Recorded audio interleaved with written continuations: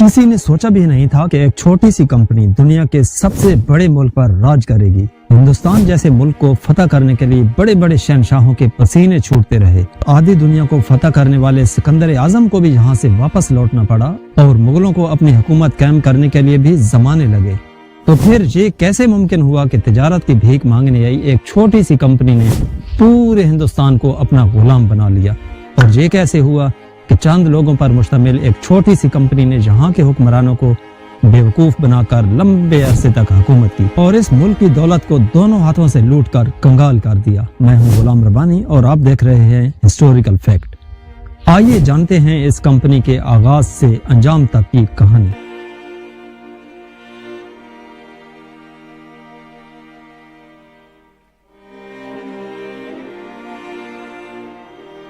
ये कहानी शुरू होती है मुगल बादशाह जहांगीर के दौर से, जब अंग्रेज हिंदुस्तान में नए नए आए थे, जबकि पुर्तगाली 15वीं सदी से हिंदुस्तान में तिजारत कर रहे थे। पुर्तगालियों के साथ मुगलों का तिजारती मुआहदा भी हुआ था।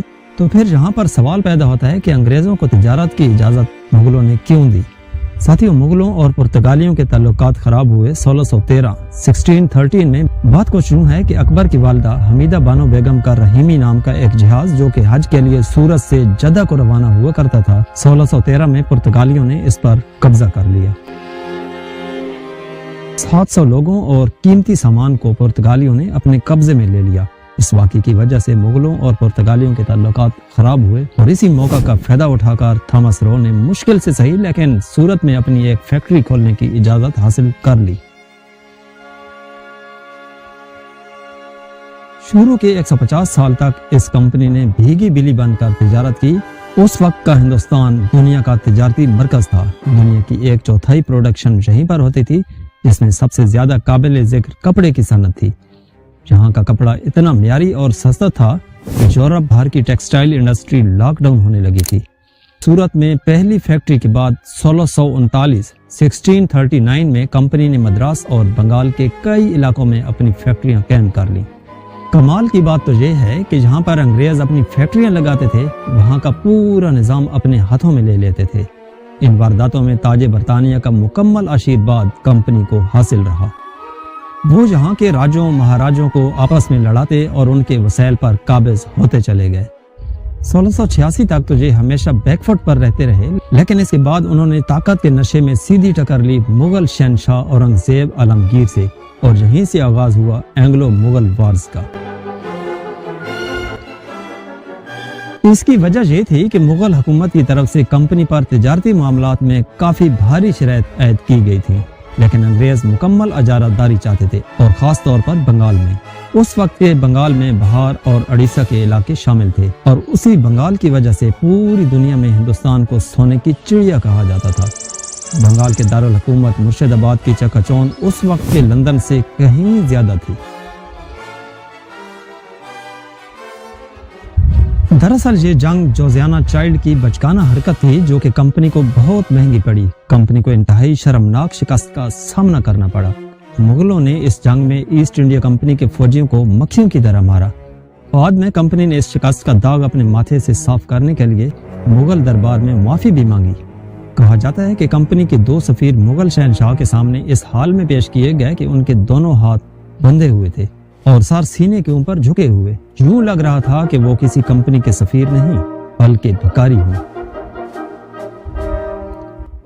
लेकिन इस मौका पर मुगल शहनशाह औरंगजेब आलमगीर से बहुत बड़ी गलती हुई। उन्होंने जुर्माना ऐद किया लेकिन कंपनी को मुआफ कर दिया और साथ ही दोबारा तिजारत करने की भी इजाजत दे दी। इसके बाद कंपनी ने अपनी तिजारत को चाइना तक वसी कर लिया। उसने चाइना से रेशम का कपड़ा और चीनी के बर्तन खरीदकर यूरोपीय दुनिया में महंगे दामों बेचना शुरू कर दिए। ताहम कुछ अरसा बाद 1707 में जब औरंगजेब की वफात हुई तो उनकी वफात के साथ ही मुगल हुकूमत का शिराजा बिखरना शुरू हो गया। कंपनी ने इसी सूरत हाल से फायदा उठाते हुए मकामी हिंदुस्तानियों पर मुश्तमिल एक बहुत बड़ी फौज तैयार कर ली और फौज के बलबूते पर हिंदुस्तान में बाकायदा लूटमार शुरू कर दी गई।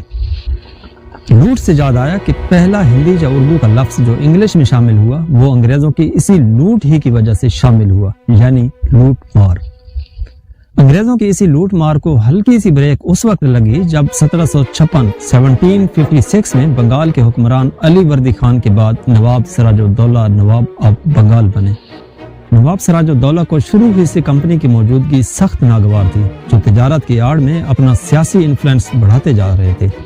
दूसरी तरफ ईस्ट इंडिया कंपनी भी अपने बारे में नवाब की मुखालफत अच्छी तरह जानती थी, इसलिए कंपनी ने नवाब के तख्त संभालते ही उसके खिलाफ साजिशें शुरू कर दी।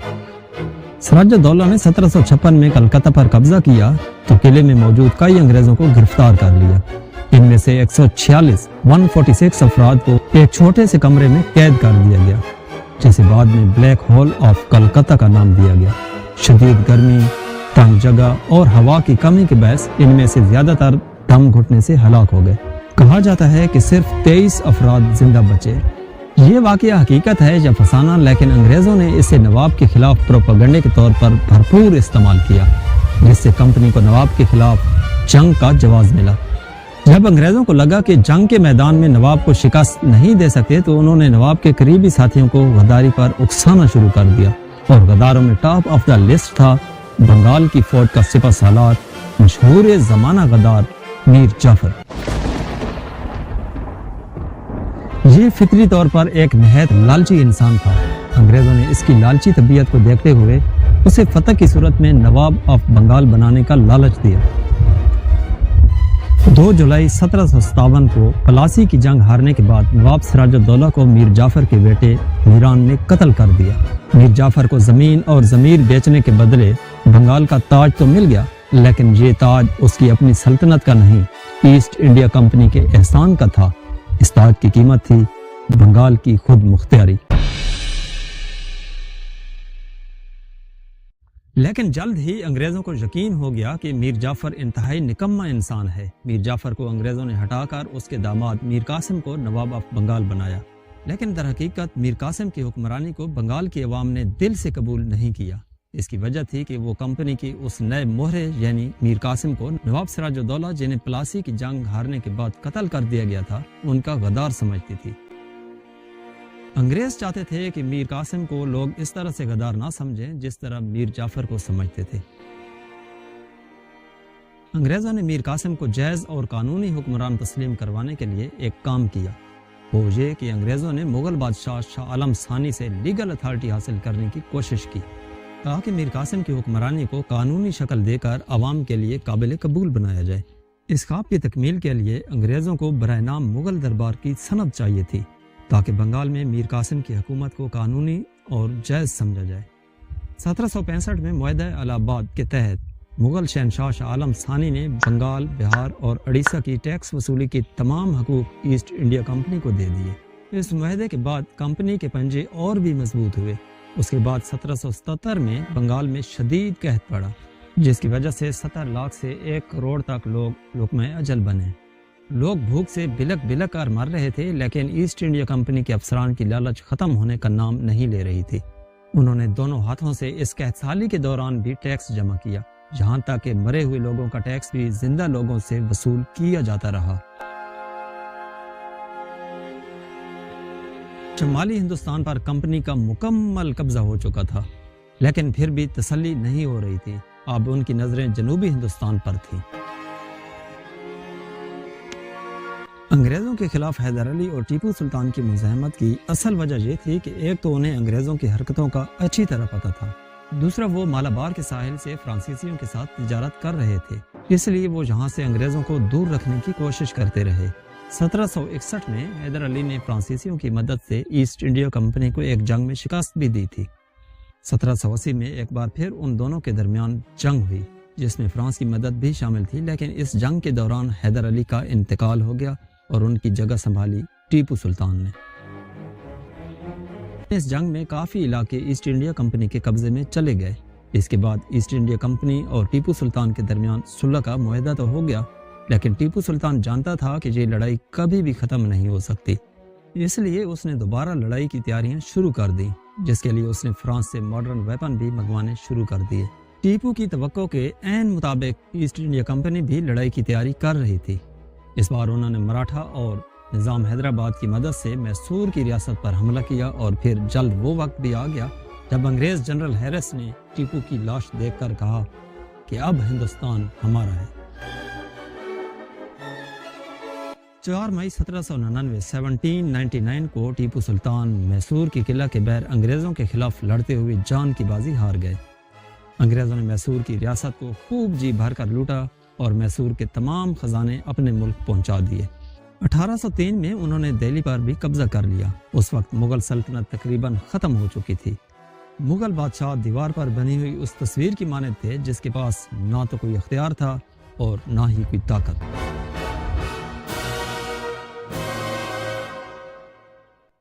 اس کے بعد ایسٹ انڈیا کمپنی ان مراٹھوں پر بھی حملہ کر دیتی ہے جن کی مدد سے حیدر علی اور ٹیپو سلطان کی ریاست کا خاتمہ ہوا تھا۔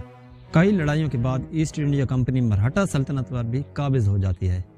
یہاں تک تو انگریز قابض ہو گئے، لیکن پنجاب، کشمیر اور موجودہ پاکستان کا علاقہ اب بھی ان کی دسترس میں نہیں تھا۔ ان علاقوں پر مہاراجہ رنجیت سنگھ کی حکومت تھی۔ وہ ایک مضبوط فوج رکھتے تھے جو باقی ہندوستانی فوجوں سے کافی ماڈرن تھی۔ چاروں ناچار انگریزوں نے مہاراجہ رنجیت سنگھ کو اپنا اتحادی بنا لیا اور وہ بھی برابری کی شرط پر۔ سندھ اور بلوچستان کے علاقے ابھی بھی آزاد تھے۔ ان میں سے پہلے انگریزوں نے سندھ کو اپنا نشانہ بنایا۔ 1843 میں سندھ کے تالپور اور ایسٹ انڈیا کمپنی کے درمیان شدید لڑائی ہوئی۔ ایسٹ انڈیا کمپنی کے صرف 2800 فوجیوں نے سندھ کے تالپوروں کی 20,000 کی فوج کو چھلنی کر ڈالا۔ اس جنگ میں انگریزوں کے تقریباً 300 اور تالپوروں کے 6,000 جوان اپنی جانوں سے ہاتھ دھو بیٹھے۔ اس کے بعد ایک اور جنگ میں بھی تالپوروں کو ایک بار پھر شدید نقصان اٹھانا پڑا۔ اس کی وجہ یہ تھی کہ تالپور ان ڈسپلن فوج تھی اور اس وقت کی سپر پاور برطانیہ کے پاس جدید ہتھیاروں سے لیس آرمی تھی۔ یوں انگریزوں نے بہت ہی کم جانی نقصان اٹھا کر سندھ پر بھی قبضہ کر لیا۔ اور اب انگریزوں نے ایک بار پھر جب پلٹ کر پنجاب کی طرف دیکھا تو ان کی خوشی کی انتہا نہ رہی، کیونکہ ان کے لیے ایک بہت بڑی مشکل آسانی میں تبدیل ہو چکی تھی، یعنی مہاراجہ رنجیت سنگھ وفات پا چکے تھے۔ ان کے جانشینوں میں سے کوئی بھی اس قابل نہیں تھا کہ ایسٹ انڈیا کمپنی کا سامنا کر سکے۔ وہ آپس کی جنگوں میں الجھے ہوئے تھے، لیکن اس کے باوجود بھی 5 دریاؤں کی سرزمین انگریزوں کے حلق کا کانٹا ثابت ہوئی۔ دوستو، سکھوں کے ساتھ لڑائیوں میں انگریزوں کا اتنا زیادہ جانی نقصان ہوا جس کا انہوں نے کبھی سوچا بھی نہیں تھا، لیکن پھر بھی یہ سکھوں کے جانی نقصان سے کم تھا۔ ذرا تصور کیجئے وہ حکومت کتنی کمزور ہوگی جس کے تخت پر 5 سالہ بچہ دلیپ سنگھ بطور حکمران بیٹھا ہو اور اس کی سرپرستی مہارانی جند کور کر رہی ہو۔ سکھ فوجی گروپوں کی شکل میں لڑ تو رہے تھے، لیکن ان کی سینٹرل کمانڈ نہیں تھی، اور خالصہ راج نے رسمی طور پر انگریزوں سے صلح بھی کر لی تھی، تو اس طرح یہ بھی ایک کٹپوتلی ریاست تقریباً بن چکی تھی۔ انگریزوں کے ساتھ خالصہ راج کے معاہدے کے خلاف بغاوت کرنے والے شیر سنگھ اٹاری والا نے 1849 میں گجرات کے مقام پر آخری جنگ لڑی، جس میں 5000 خالصہ سپاہی مارے گئے۔ یہ کسی بھی سکھ جرنیل کی ایسٹ انڈیا کمپنی کے خلاف آخری لڑائی تھی۔ ویسے شیر سنگھ اٹاری والا نے جنگ آزادی میں ہندوستانیوں کے خلاف لڑائی کر کے تاج برطانیہ سے بھی اعزاز سمیٹے تھے۔ پنجاب اور خیبر پختونخوا براہ راست ایسٹ انڈیا کمپنی کے قبضے میں آ چکے تھے۔ پیچھے بچا کشمیر جسے مہاراجہ رنجیت سنگھ کے سابقہ جنرل گلاب سنگھ ڈوگرا کو بیچ دیا گیا۔ 1849 میں سکھ سلطنت کے خاتمے کے بعد کمسن دلیپ سنگھ کو لارڈ ڈلہوزی نے برطانیہ بھیج دیا۔ انگلینڈ، فرانس اور مصر میں دربدری کے بعد آخر فرانس ہی میں ان کی موت ہوئی۔ ہندوستان میں پنجاب اور سندھ پر قبضے کے بعد بلوچستان کی ریاست میں بھی انگریزوں نے خاصا اثر و رسوخ قائم کر لیا تھا۔ دوستو، وقت کا دھارا بہت ہی بے رحم ہوتا ہے، جس نے چنگیز خان، سکندر اعظم، رستم و دارا جیسے کئی بہادروں کو دھول چٹائی، اور ایسا ہی ہوا ایسٹ انڈیا کمپنی کے ساتھ بھی۔ وہ کمپنی جو کاروبار کے نام پر بڑی بڑی ریاستوں کو اجاڑ چکی تھی، برطانوی پارلیمنٹ کی نظروں میں کھٹکنے لگی۔ برٹش پارلیمنٹ کمپنی کو ہٹا کر اپنے سرکاری قبضے کا نفاذ چاہتی تھی۔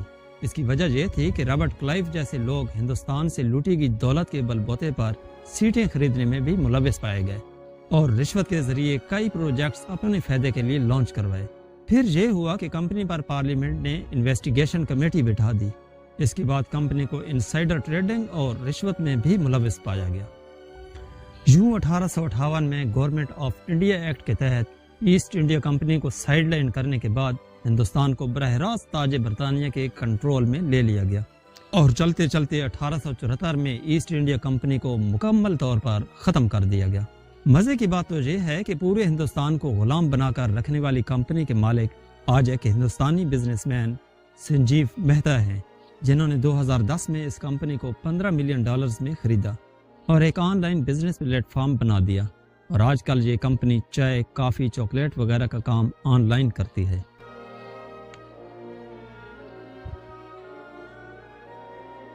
ایسٹ انڈیا کمپنی کی تاریخ کے بارے میں ہماری یہ ویڈیو آپ کو کیسی لگی؟ دوستو، ہم نے کوشش کی ہے کہ مستند حوالوں، نقشوں اور اینیمیشن کے ذریعے آپ تک مکمل اور درست معلومات پہنچائیں۔ تاریخ کو بہتر انداز میں سمجھنے کے لیے ایسی ہی انفارمیٹیو ویڈیوز ہم آپ کے لیے لاتے رہیں گے۔ اگر آپ کو یہ کاوش پسند آئی ہے تو ویڈیو کو لائک کریں۔ مزید ویڈیوز دیکھنے کے لیے ہسٹوریکل فیکٹس کو سبسکرائب کیجیے۔